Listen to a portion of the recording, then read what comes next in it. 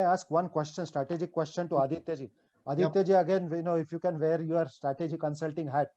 Now, on one hand, large corporates, by virtue of their size, they have developed processes over the years. But given that we are in the disruptive world where the half-life period of products and services are shrinking, the products are getting obsolete relatively quickly. So economies of scale has been an advantage or used to be an advantage. Do you really think that economies of scale can continue to be an advantage, or it can become a liability going forward in this disruptive world? Yeah, first, sure, you picked up a good point. Is that how do you deal with velocity and the rate of change that has increasing? Change has always been there, but what is different now is the rate of change. So I'll give examples of this. Is basically a mindset question here. I see in the Bay Area, you look at some of the largest companies, like you see Apple, you see Microsoft, you see Apple was run by Steve Jobs, an entrepreneur in and out, and then Tim Cook takes it over, and the valuation goes 3, 4, 5 times since the time Steve Jobs went away. Microsoft, if you see Bill Gates, an entrepreneur, now Satya Nadella takes over, the stock grows 5 times from the time Nadella has taken over. The thorough, all the time professional. So that's one evidence of how, whether it's your entrepreneur or you're a professional, what matters is eventually how do you take decisions, how do you take a season opportunity and go for it. Yeah. And I can see in the Bay Area more and more what is happening is large companies like Cisco is a classic example, Visa, all of these guys, they're making some of these called as acqui-hire. They'll go and hire small companies, 200 people companies, 500 people companies, 1,000 people, and they're not just interested in the technology and what they have to offer, but they have collected a group. They want to bring these people into the organization. They keep them separate. They don't want to merge them or integrate them into a larger organization so that they can scale up that company, right? So I think eventually economies of scale, sometimes they hurt, sometimes they help. I think it's a cycle. Yeah.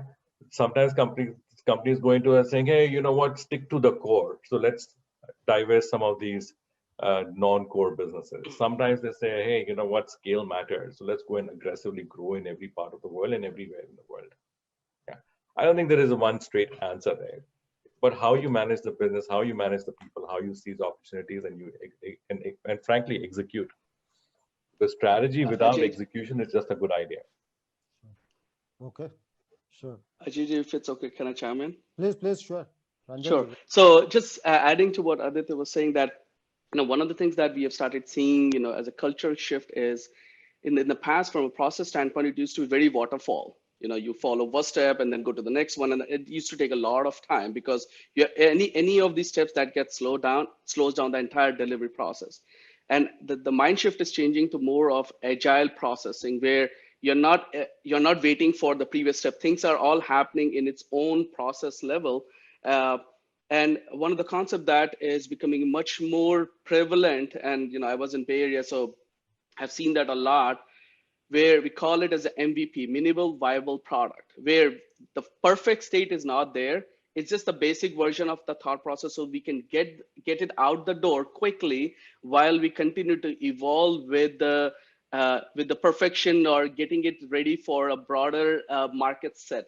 But one in the past, where we need to get everything into the product completely packaged before we go out, versus let's get the basic things out and then we'll continue to evolve as the customers are interacting with the product. So that shift from a process standpoint, where it used to be waterfall and now it's more agile, more flexible to interact with the customer, to seize that opportunity with the customer or with the market. I think that's where companies are evolving now.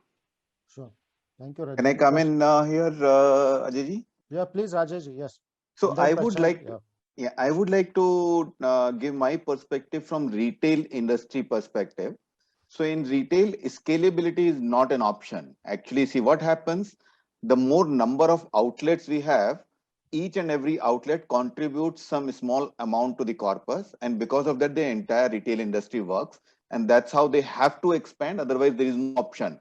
because the overheads and everything will keep on increasing every year. And to meet them, you have to scale up. You have to start growing. However, there is one element that I would like to say, which has changed the perspective of entire retail industry in the recent times, which is COVID. Earlier, most retailers, and I'm talking about the retail chains, they would keep on expanding without worrying about the bottom line.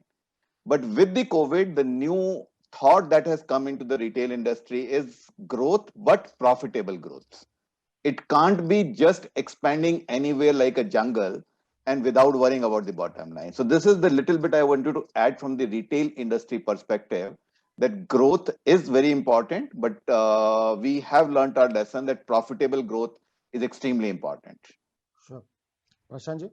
Yeah, thank you. So, Thank you. there is one topic which might sound, I don't know, controversial, or the way that people evaluate today. How is the corporate governance structure when you manage an entrepreneur versus a corporate? So I want to start with the corporate here. Please share with us, how do you see the corporate governance, and how do you see that when you compete with the entrepreneurs? And I want to understand the same perspective coming from the entrepreneurs later. So maybe I start here with Rajesh ji, you first. How do you see So, the governance versus, yeah. so corporate governance, no doubt, is extremely important. You can't live without having good corporate practices.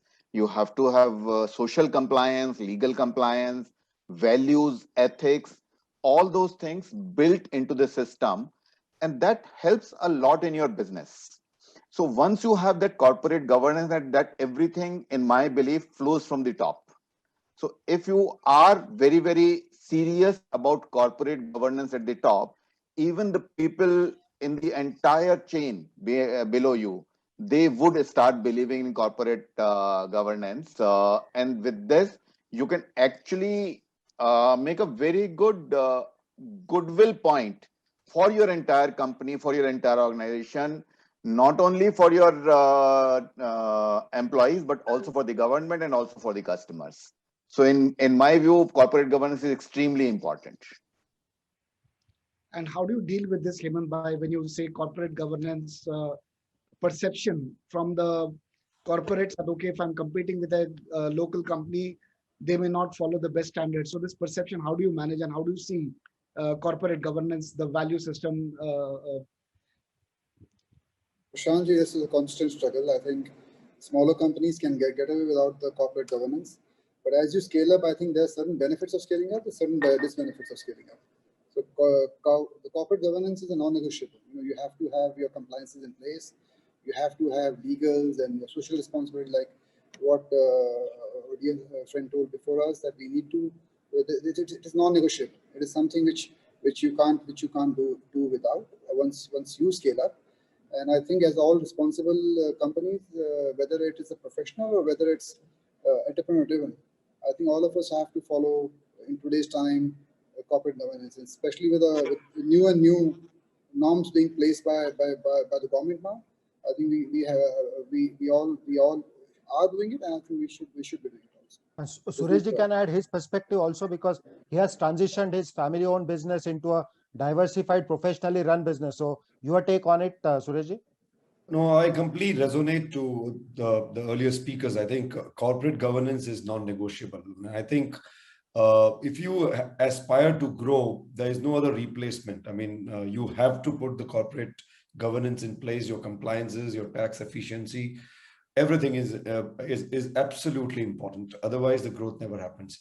And we have seen it in our family business, when we were a proprietor company to a partnership company. Then how we brought the entire organization in an umbrella, like a holding company concept, where we are into 5 verticals, and each of these 5 verticals became then the subsidiaries of that holding company, where we defined the shareholding of the entire family in there. And I clearly was able to see the benefits of doing that. And obviously, it was a lot of extra workload for all of us, because earlier we were just managing with this partnership, but our growth for many, many years was limited to a particular threshold. The minute we corporatized the structure, it not only multiplied in terms of the turnover, the top line, but also it sort of brought about a greater clarity of what are the other inherent strengths that as a company that we have in which we can grow. So I think corporate governance is the starting point of your growth. That is not negotiable. And now we know how, Sureshji, how and where this comes from. Your conviction in professionalizing Jito and retaining KPMG to transform into a professional organization. Now we know the genesis of that thought. Thank you.